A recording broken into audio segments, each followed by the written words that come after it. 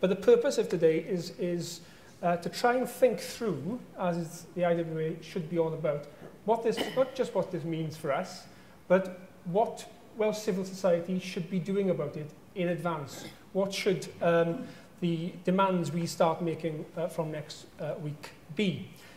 So, Vaughan, perhaps I can start with you. Roger's conclusion was it's going to be close. If there is a narrow no vote, the UK parties around Gordon Brown have said there's going to be a Government of Scotland bill, a Scottish Home Rule bill. Can you tell us what you anticipate will happen in response to a narrow no vote? Well, one thing that strikes me is I think it may be that in this referendum process that the most important thing has already happened. In other words, that just the possibility that Scotland might vote yes has actually changed the entire political climate in terms of constitutional change. So in that sense, from a Welsh point of view, it might not make that much difference whether it's a yes or a no, because if you like, the dynamics of the whole constitutional change process has changed. And I've always felt very strongly that, you know, the constitutional process in Wales has always been driven by the politics of the Labour Party, and that's not a bad mechanism for delivering constitutional change in Wales, because the Labour Party includes a range of opinions on constitutional issues that broadly reflect the views of the Welsh people. So a compromise within the Labour Party is pretty much likely to be acceptable to people, a broad swathe of the population in Wales. Now, what's happened now, I think, is that this has risen up the agenda for UK politicians. You know, this isn't just a matter anymore for the Wales Labour Party. It isn't just a matter for Wales. It's a matter for everyone. And I think we could be looking at a constitutional open season, if you like, a period of constitutional change that is perhaps like nothing we've ever seen in the United Kingdom before, where questions are going to be asked about how do we build a stable settlement? How do we build a stable state? How do we build, if you like, a new United Kingdom? So if it's a narrow no, you know, how the mechanisms, Caroline talks about a constitutional convention, whether that would be a mechanism, whether it would be a matter for various bilateral talks, I don't know. But I do think in terms of the Constitution, we're probably moving into what is one of the most interesting periods.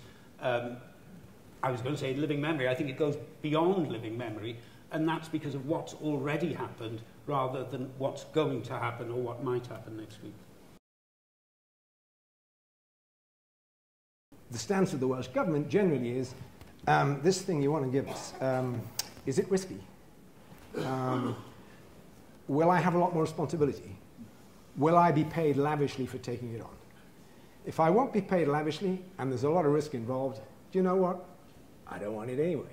We could have had Network Rail devolved, we could have built the M4, we could have income taxes now, if we wanted them. We don't want them. So as far as the English are concerned, all these guys ever say is, give us more money. Now, why would I bother to have a constitutional convention with people whose only contribution is going to be, give me more money? Forget it. Okay, thank you, Gerry. There's much to that realpolitik, isn't there, Leanne? And I'm sure supporters of Welsh independence are very excited by what's happening in Scotland. But Gerry's right, the opinion polls for Welsh independence haven't shifted. I think Gerry said a lot of things that were right there. One being that people need to be involved in Wales in deciding what we want here. And I think that this is a great opportunity to do that. I've just come back from Glasgow, as you said.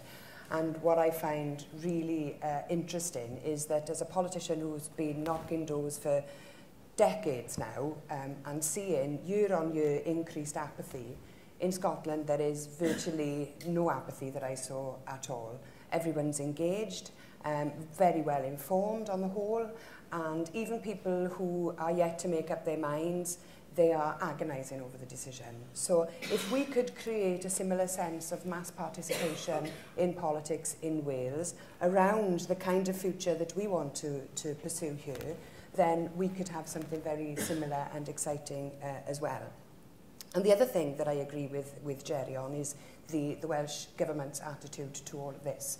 And I think that what Scotland has shown us very clearly is that in order to take a leap forward in this, and to try to get a settlement that you actually need, that is fit for purpose for your country, where people can take decisions as close to the people as possible, then the only way to do that is to change the government, to stop doing what you've always done, and to stop having a government that is led by a Labour Party that we've had in place since the beginning of devolution, and do something very, very differently. And Plaid Cymru is ready to take on the leadership that we need to turn around our country.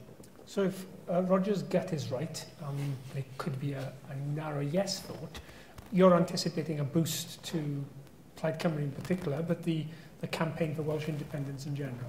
Well, I think people will look north of the border, and we will see something that we've been told since the 1980s, since Thatcher was in power, that there is no alternative to this neoliberal politics that we've seen emanating out of Westminster. I think if there's a yes vote, that we will be able to see a very real alternative to that. And then it's a matter for people in Wales to decide which path we want to take. We can either follow the path that is the Tories with UKIP, pull out of Europe, or we can do what they're doing in Scotland, which I think is much more progressive, much more inclusive, and for me, that's the way I want to see that's the direction I want to see Wales going. Laura, sitting as you do in Liverpool a lot of the time, viewing all of this, isn't there an equally likely outcome where Scotland goes alone and Wales becomes no bigger really than Greater Birmingham? We're just another bit of an enlarged England. Well, let me connect up what Leanne said with that question, Lee. I think Leanne's right on some of those points, which is that, and Gerry's on some, although I disagree with a lot of what Gerry said. The reason that Leanne is right is that we do need a much more mature political party scene in Wales, and that's the reason why Scotland is where it is. It's because, whether you agree with it or not, the SNP reinvented itself post-devolution into being a credible party of government. And don't forget, the scale of the progress to actually win an election with a majority in a system that was designed not to have majorities is quite breathtaking. So that's the first thing. At the moment, we don't have serious party competition in Wales. That's the brutal reality of how our politics works. That relates back to Gerry's point, which is why the level of maturity of the debate around not only constitutional matters in all honesty, but around policy matters in Wales is so infantile, actually, is probably the best way of presenting it. So that's important. Then you go on to the point, what about England? Well, you know, the reality is the only way there will be an effective system of governance across these isles will be if we move towards something more like a codified federalism rather than a quasi-federalism. And there's a great quote, I remember it from my university undergraduate days, Dicey, talking about the principle of federalism, or the sentiment that underlines federalism, and in this quote here, by the way, is that all of the parties must be committed to the union, but agree it won't be based on unity. Now that is a potential solution to some of the really complex constitutional issues we face for England as much as it is for Wales. Otherwise, you're right, what will be our status in any shape or form? You know, a little bit on the western side of England. I mean, I can't see that the Welsh public will necessarily respond positively to that, and that might in fact be the catalyst for a more mature and engaging politics. But it's a big challenge for the political parties to cope with that. Vaughan, Gerry was persuasive in saying that the show will simply move on, because the UK political journalists are just itching to write about Clacton, and about UKIP, and about Boris, and about David Cameron's future. And before we know it, we'll have maybe a week of, here's the consequence of the referendum, and the caravan moves on, and Wales's claims are nowhere. Well, I mean, in the short term, that's certainly true. But you have other questions that are arising. You know, we see all the talk in all three major parties in England about the city regions ideas, for instance. You know, what is the impact of whatever is given to Scotland, if Scotland is still in, or independence for Scotland, if Scotland is out, going to be on the northeast of England? What are the pressures going to be from there? You know, we've already seen Osborne talking about the need to rebalance the economy. So there are other issues around about the balancing of Britain that aren't just to do with Scotland. So I'm sure Gerry's right. You know, the first priority is going to be sort out Scotland, but that doesn't, I think, answer all the questions that are still going to be there. And, you know, Gerry's right about what the knee-jerk reaction is, but it is interesting how much thinking there is going on, and you're right, it's 2,000 academics and 3,000 think tankers or whatever, but people do see these as being major issues that need addressing, in terms of economic imbalance, in terms of questions around the Constitution and West Lothian. You know, those are issues that aren't going to go away. They may disappear off the front page, but that doesn't mean that, you know, once a deal is cut with Scotland, everything is solved. So Gerry, if you were back in government advising ministers, what would your advice on the tack they should take to try and get the best deal for Wales out of this? Which ministers am I advising? Well, you take your pick. I don't think it's inevitable that Wales has no influence or no voice. I think it's the reality that we have, at the moment, rather little influence and rather little voice. A couple of reasons. We don't have a large number of marginal parliamentary seats that people are interested in fighting.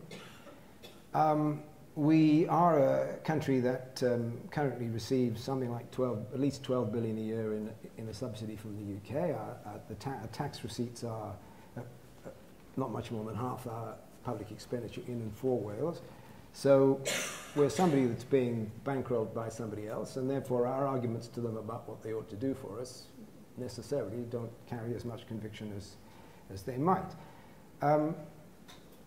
But the other thing to say is, and this may sound harsh, but I think it is the case, if you think about what's happened in Wales since devolution, it hasn't been, there's been no disasters. Nobody has done anything terrible to wreck the economy or wreck society or anything like that. But on the other hand, it's quite difficult to point to any area and say, here is an implementation of a policy that has had a very material, measurable effect on outcomes, and look, we've turned this around. We're doing better than you in health, education, economy, any way you like. So we're not interesting. You know, there's nothing we can point to where people say, God, I wonder how they did that. We better check it out because, you know, they've been a bit successful there. There's nothing you can point to like that. We're a bit of a non-story following our devolution. Not a disaster, but just nothing much. And the result of that is, A, they're bailing us out. B, we haven't got anything interesting to say. And when it comes to, you know, to changes in the constitutional settlement, our steady refrain is give us more money.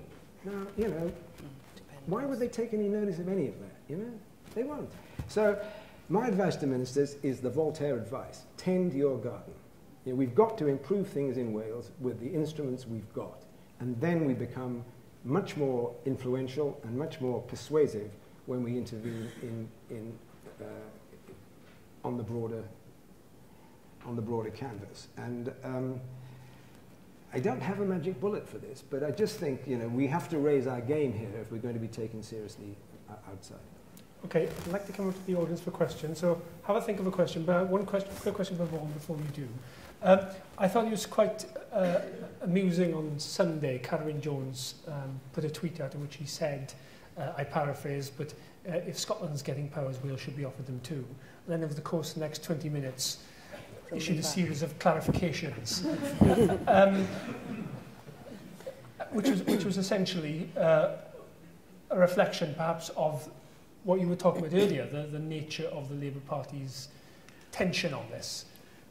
Tell us a little bit about his political position and what, because I think we can sense from that instinctively himself, he's ahead of his party on powers, but what kind of wiggle room does he have? Carwyn gave a very interesting speech in Edinburgh earlier this year, which I don't think actually got quite the attention it deserved, because it seems to me that Carwyn takes the view that there is an element, and I'm trying to avoid the word sovereignty here, but that there is an element of sovereignty that belongs to Wales, and he bases that on what the Good Friday Agreement says about Northern Ireland and what the Edinburgh Agreement says about Scotland. In other words, the last word on the constitutional arrangements of Wales belong to the people of Wales. Now, I don't think that most of the Labour Party is there, but his attitude, I suspect, is not that different, maybe, from what Leanne has been talking about, where she talks about some sort of self-government, where the sort of the Welsh people should decide what powers they leave up in Westminster and what powers they take. Now, it seems to me that Carwyn's position isn't that different, but I think he's a little bit, I don't like to use the word ahead because it implies that it's going in the right direction, but I think he's in a little bit of a different place, perhaps, to where the bulk of the Labour Party is. But I don't sense that there are the sort of tensions in the Labour Party that there were at one time. And when Gerry talks about the caution, I think it is worth remembering.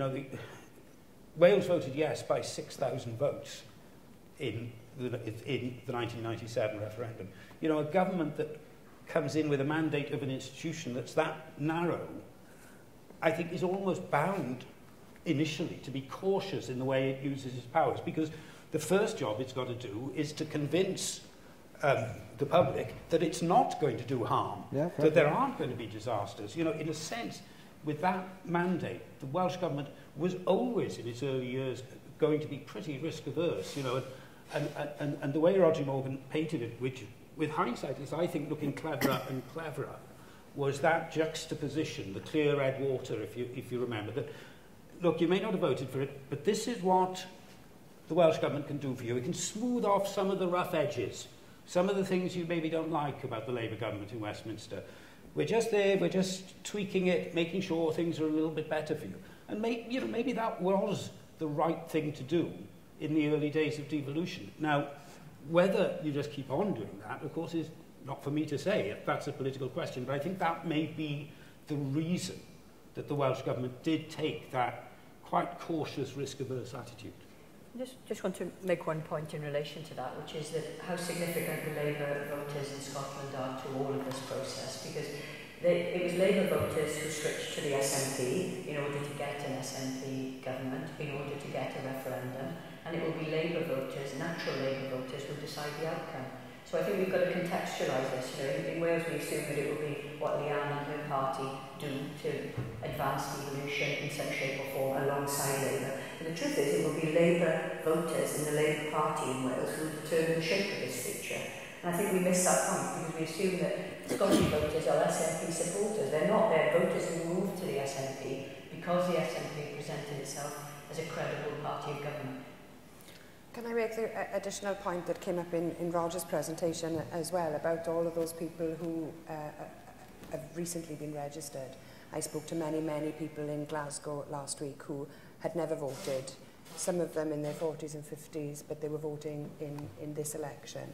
So, and they would have been Labour voters. They were in that typical demographic to be Labour voters. And I just think something very interesting is happening there, because there's a whole swathe of people in Scotland who are not listening to their leadership. They're doing something very different, and I think that it's very, very interesting. Mm-hmm. Okay, let's have a clutch of questions, and if you could say who you are, please. To the man at the back there, nearest the microphone. Sorry, yeah. Sid Morgan. I think this has been alluded to but not made explicit. It's not just a constitutional question, is it? It's the question for Wales is about social democracy and the defence of social democracy in Wales, if I could put it that way. My understanding is that the Yes campaign, and the SNP in particular, have taken that social democratic vision, and that is what has attracted what were formerly Labour voters.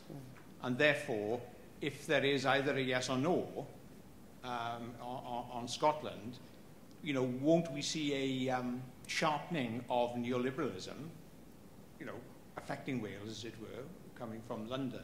And therefore, that may be the driver rather than the constitutional issue. Okay, Lisa Turnbull, over here. I'll take three and then we'll let the panel.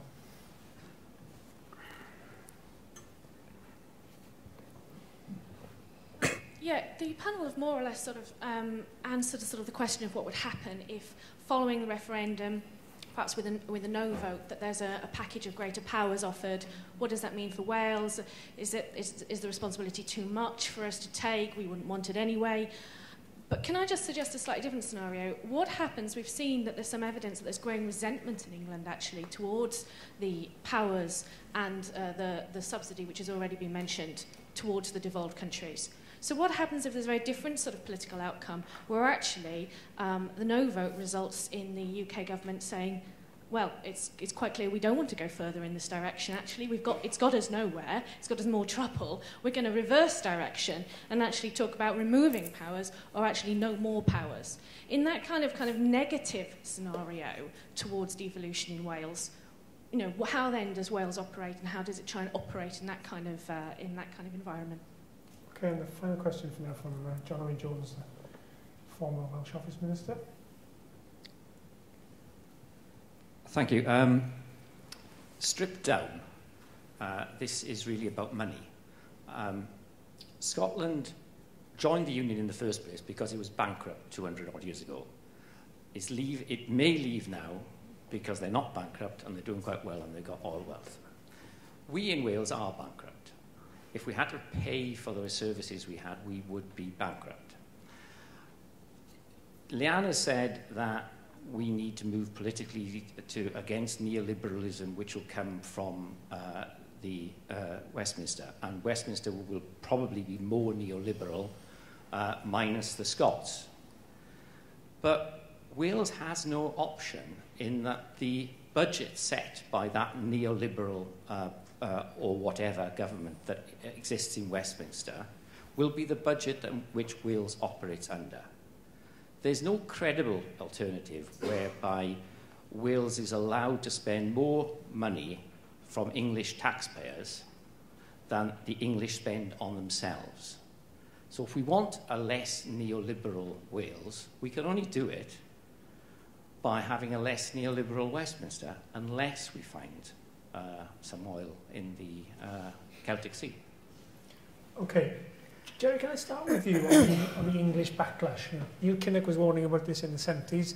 The most recent Future of England survey shows that it's beginning to manifest itself. We saw Prime Minister's questions yesterday, John Redwood and others starting to articulate the case about England needs a response to this. The case for an English Parliament is beginning to be made again. What's your take, if somebody who's spending a lot more time in London, of how England might react and the consequences of that? Well, I think there's a lag between, a grassroots, somewhat inchoate feeling and what the political establishment actually does before that feeling has expressed itself articulately or taken in the form of a political organization. So I would not give much credence in the near to medium term in a backlash, because I don't think that the current heads of political parties want to antagonize the Scots fatally. I think they think, okay, if we've got away with it, we've got away with it. Let's sort something out.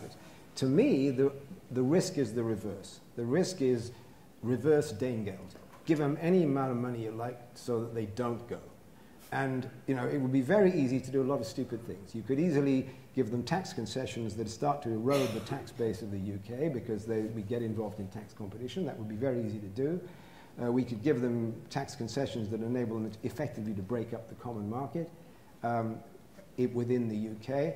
So, to me, the real issue will be how do we, given the strong support there will have been for a yes vote, how do we sort of satisfy Scottish aspirations in a way that is economically coherent about keeping a united economy? I'm much less worried that the top English politicians will turn around and say, hey, you lost it, so bugger off. I think that's not really very likely to happen.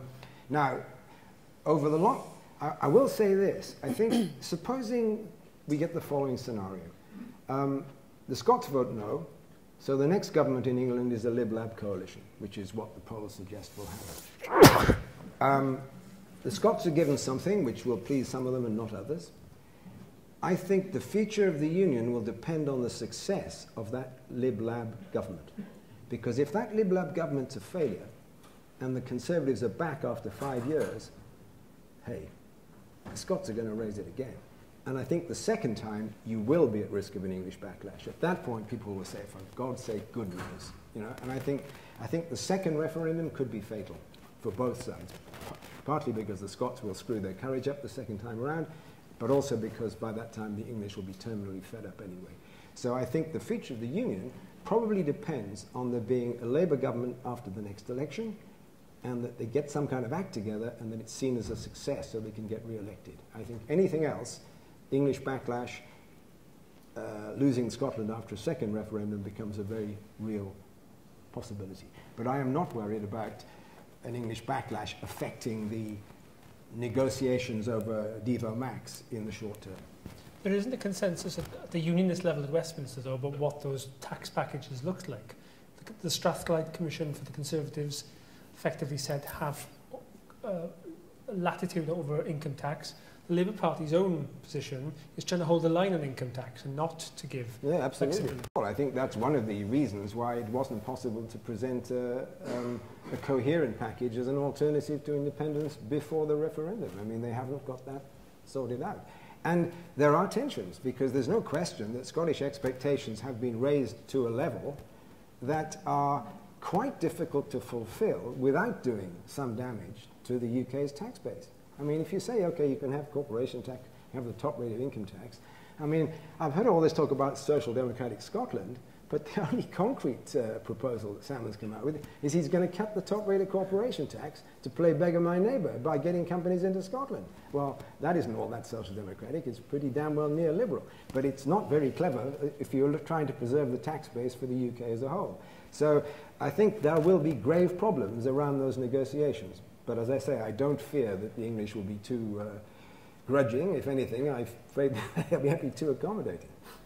Well, I was thinking about what Roger was saying about Quebec, and Quebec always comes up when these things are happening. I think part of the problem the UK government has is that the things it has to give are economic.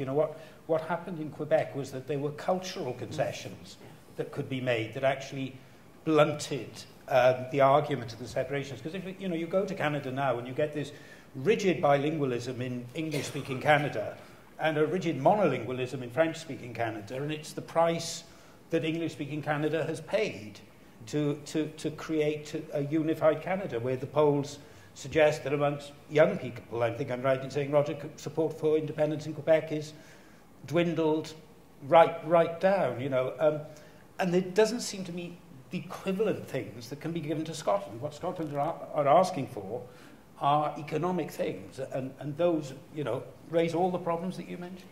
I think it's worth thinking as well about the what-ifs in terms of the referendum question, because, in some senses, the UK government shot itself so badly in the foot by pushing for a yes or no vote. Had there been the Devo Max option, then some of the more delicate aspects of what powers, policy and fiscal, might have been discussed at that point.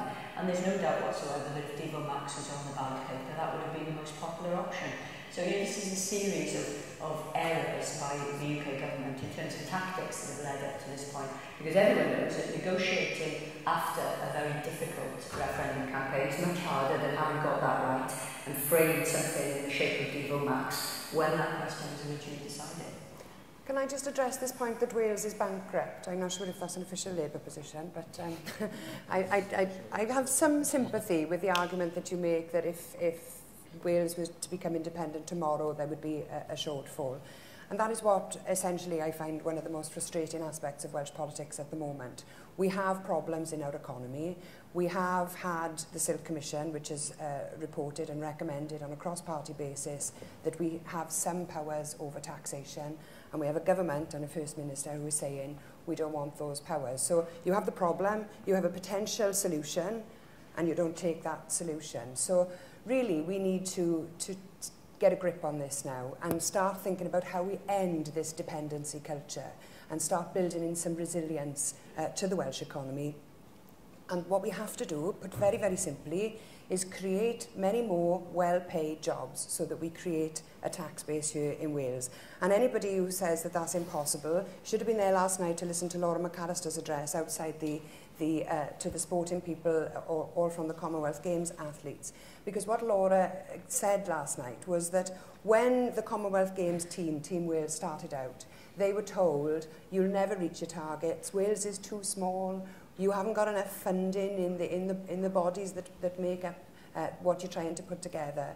And after a series of setbacks, a hostile media, the team came together, united, they were focused, they were determined, they worked hard, and they did the impossible, and they achieved 35 medals for Wales. And if we apply that same logic to the Welsh economy, then we can do wonders.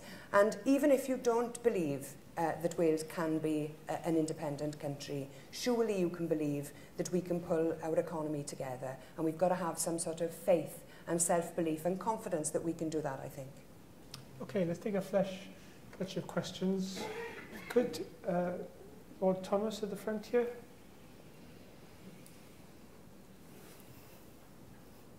Thank you. Martin Thomas, lived down Pier, Wrexham. Can I come back to this question of a convention in the event of a no vote? I take issue with Gerry Holtham on this because it seems to me that if in the event of a no vote, very extensive powers are given to Scotland, the West Lothian question, or the English question, really does raise its head. And once you get to that point as to is there going to be an English Parliament or whatever solution is found to that, you then have the problem of the House of Lords. And the House of Lords has to be reformed. It has to be democratically elected on a regional basis so that all parts of the United Kingdom are properly represented in the second chamber. Because you'll have a situation whereby English legislation simply involving England will have to go through the House of Lords as a revising chamber. That will not happen with Scotland. It won't happen with Wales. Well, that's something, an anomaly which cannot continue. And it seems to me that all these things are linked together. So once you start on the route of giving fresh devolution powers to Scotland, everything else follows. And an overall convention to find a solution to it is absolutely essential. And I'm with the people who signed the letter to the Times. Okay, do we need any further questions before we go back to the panel? Yes, Conductor Davis over here. I'd like to know how seriously the panel take the idea of the English city regions demanding really serious new powers. And then in connection with that, what sense does it make, or how can you make sense of city regions as such becoming significantly devolved, in isolation, as it were, from their hinterlands? And then the other thing is that all the talk is about the city regions of the north of England, or the Midlands anyway, and the north. So doesn't that sort of lead one to imagine a rather untidy model of regionalisation when only parts of England are enjoying that kind of devolution? And then the third element, of course, in this is, in those circumstances, what happens to England as an entity?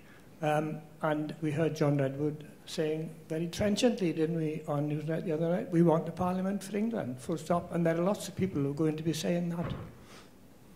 Okay, who wants to kick off? Vaughan? Well, you know, I think what English politicians of all parties are struggling with is that they do think there needs to be some sort of regional tier in England, and yet it's quite clear there's no public demand for it. So how can you use local government, if you like, to deliver that sort of decentralisation? And it did interest me, you know, when we had these votes to a referendum to have directly elected mayors, that the only English city that voted for a directly elected mayor was the one directly opposite Cardiff on the other side of the Bristol Channel. And one of the reasons, apart from a particularly sclerotic council, was that Bristol felt that it was losing out to Cardiff, that Cardiff was delivering, because of devolved government, all these big projects, and there's this old intercity rivalry there going on. Liverpool. But you get jealousy, Laura was saying, in Liverpool of Cardiff. So there is some pressure there that enables the politicians to tackle the question of centralisation in England from a different angle. But Cynnog is right in the sense that, you know, what would happen to that rural bit that's halfway between X and Y? Is that still governed directly from Westminster or not? I mean, it's not really been thought through in some ways, but I think it is an attempt to wrestle with the difficulty of a problem that needs solving, but which the obvious solution to which appears fiendishly unpopular with the electorate. Laura?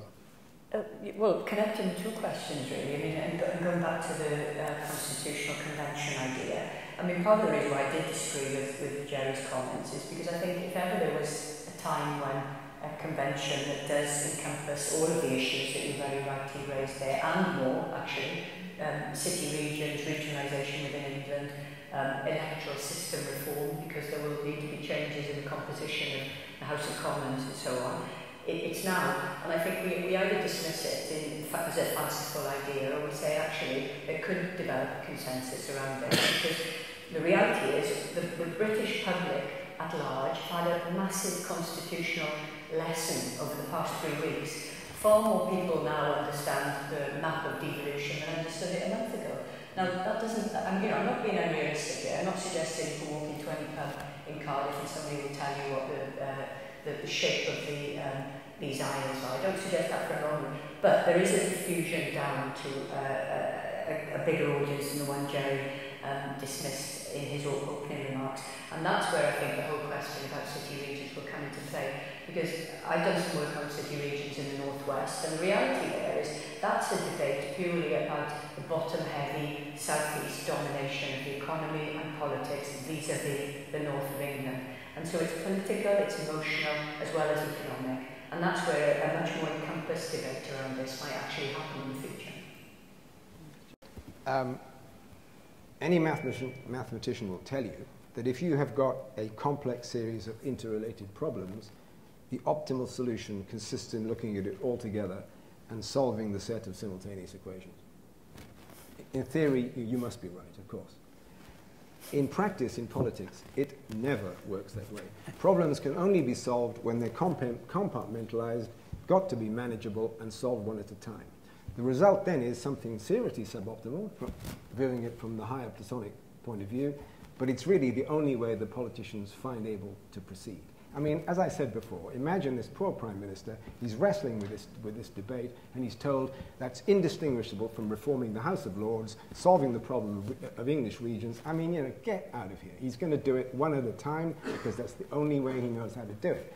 And the answer, I'm not saying that when they've sorted out Scotland, assuming they do, that there won't be other problems. Of course there will be other problems. Of course there will be inconsistencies. And what will they do? They will try and ease the shoe where it pinches next. They will try and solve them one at a time, sequentially, according to urgency, not importance. Because in politics, the urgent always dominates the important. So that's the way it's going to work. You know it's going to work that way. There isn't going to be a grand convention. There isn't. And the fact is that yes, they will respond to this pressure in England for regional government. The solution will not be coherent. It won't solve the problem of the regions, but it will relieve the immediate pressure where it occurs, and that's the way we're going to proceed, because that's the way we've always proceeded. We're not French. We don't plan,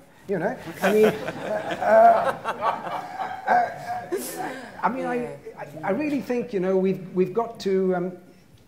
I'm with you. I'd have signed the letter to the Times. It's just that I wouldn't have expected anybody to take any notice. We didn't either. I would raise some scepticism as well about what actually will be delivered if there was a narrow no vote in Scotland in terms of additional powers for them, because Scots were telling me last week they've heard all this before. In 1979, Margaret Thatcher promised additional powers if Scotland voted no, and they took another 20 years before they ever saw any of those powers delivered. So there are lots of reasons to be sceptical about what will actually be delivered, and we've got to bear in mind that the timetable from now to the UK general election next May, presuming they don't change the date, leaves it a very, very tight timetable to be legislating and doing anything at all. So the message from the Yes campaign in Scotland is if people want more powers in Scotland, the only way to do that is with the Yes vote. And really, if we want more powers in Wales, it's going to be on the back of developments in Scotland as well.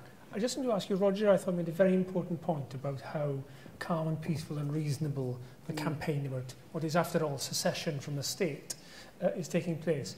It strikes me that in the event of a narrow yes vote, there will be a huge degree of enthusiasm and excitement and expectation, and this is going to take a long time to settle. And from one of the conversations I've seen amongst some of the campaigners, I get a sense that the British state is not going to take this as in a relaxed manner as some people are expecting. They're going to cut up rough and they're going to push back. and some are going to try and refight the campaign through the negotiations, particularly around the currency, around nuclear submarines. And it may be that opinion polls, you know, the yes lead during the negotiations may fall back as people start to get twitchy when they see the reality of what it means. It may be impatience and discontent starts to raise up as people feel their will. There's a very good reason why that won't happen. The one thing you can say predictably is if there's a no vote, the negotiations could be quite sour. There could be a lot of recrimination, negative spinning, all of that. If there's a yes vote, I'm going to guarantee you that within 12 hours, Salmon will be saying what a wonderful person Cameron is and how it's very easy to do business with him. There'll be currency union. And you will certainly get a currency union. I mean, the stuff you read about currency union, oh, you know, laugh. Please forget it. It's nonsense. There will certainly be a currency union. And there will be no veto against that currency union from Wales, will there? Well, who cares? Anyway? The Scots will give it at least a 10-year temporary lease on Fast Lane. You know, why? Why will they do this? Good relations. Because they don't want a financial panic. I mean, the stock market, the yes vote, if the market hasn't been expecting it, it's down 10% that morning. The US opens up, so it's up down 4% at the end of the day. But still, you don't want that going on, right? We've already seen Scots moving their cash out of Scotland and companies saying they're going to move to England. The Scots don't want capital flight.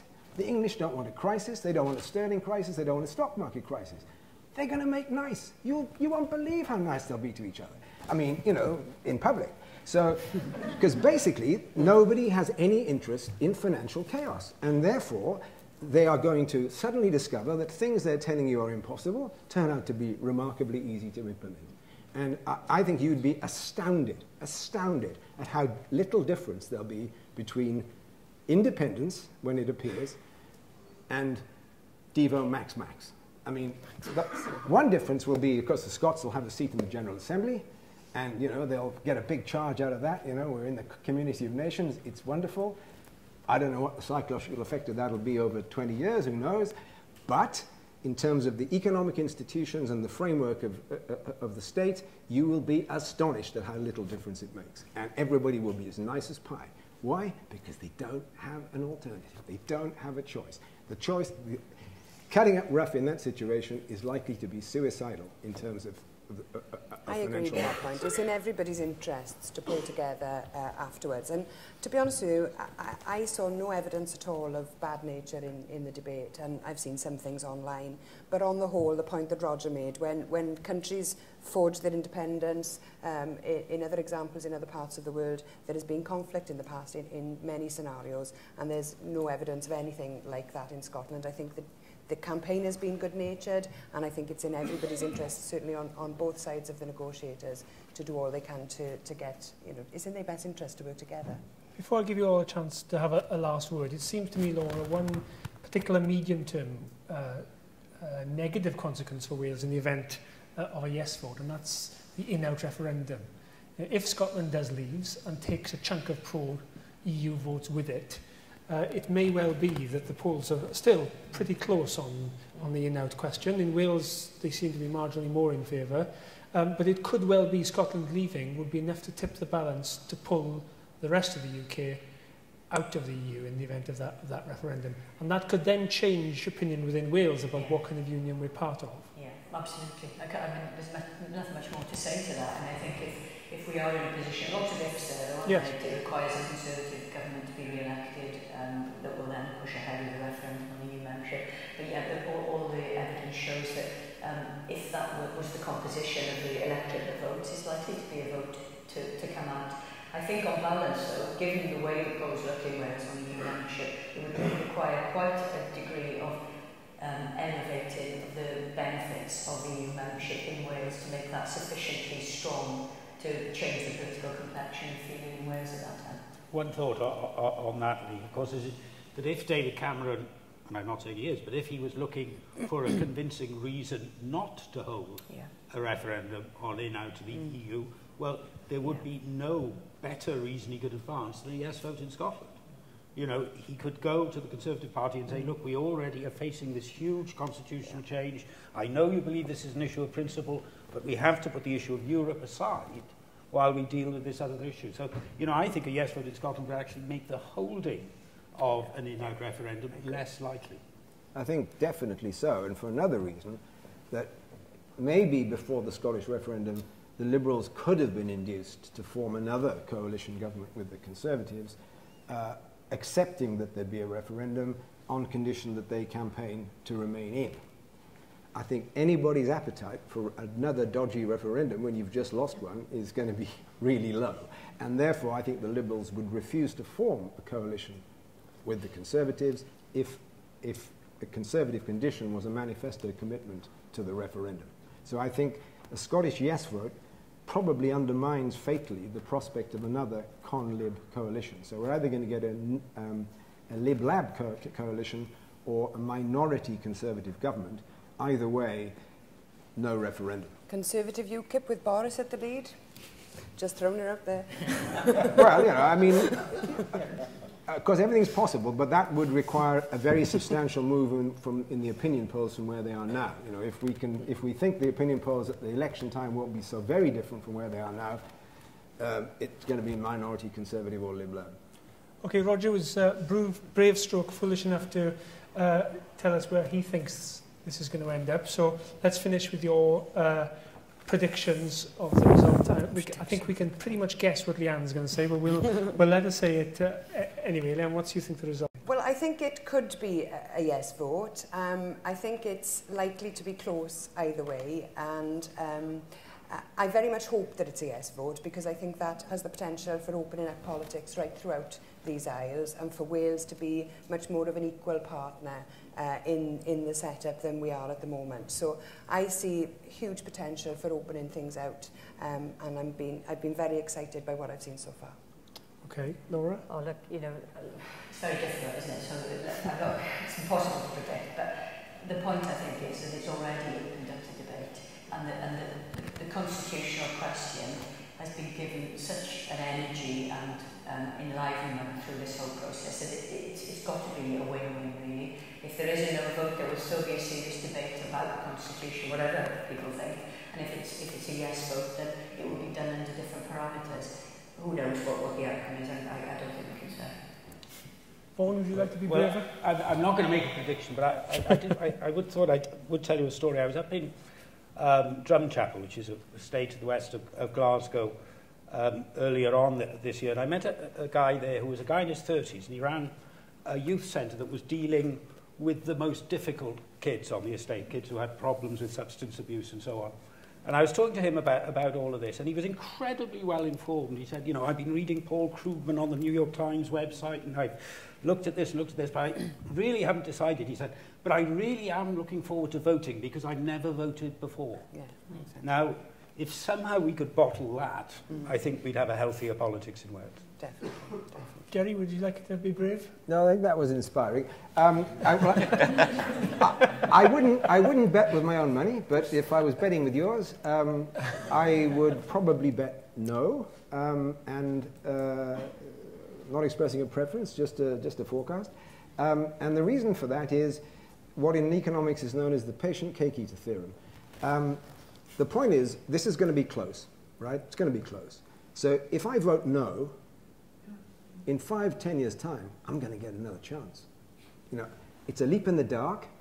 I've always thought yes, but now I'm in the booth, I'm a little bit nervous.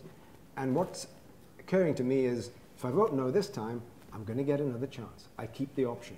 If I vote yes, that's the end of that. I don't have any option left. So, you know, if you eat your cake once, it's gone. If you don't eat it, you've still got the chance of eating it. So I think that fact, the fact that there's an asymmetry in the, plus the essential nervousness that will occur to people when they're taking a leap in the dark, will probably tip it no. I would want to see a 5% yes lead in the polls before being confident that we're going to deliver. So if not now, in 10 years' time then? But I think that's very likely. I do. I really do. I think if they vote no now, and we get a Labour government and it doesn't succeed, and the Tories come back, I think the second time round they're gone. Yeah. Please thank the panel for that very stimulating. Thank you.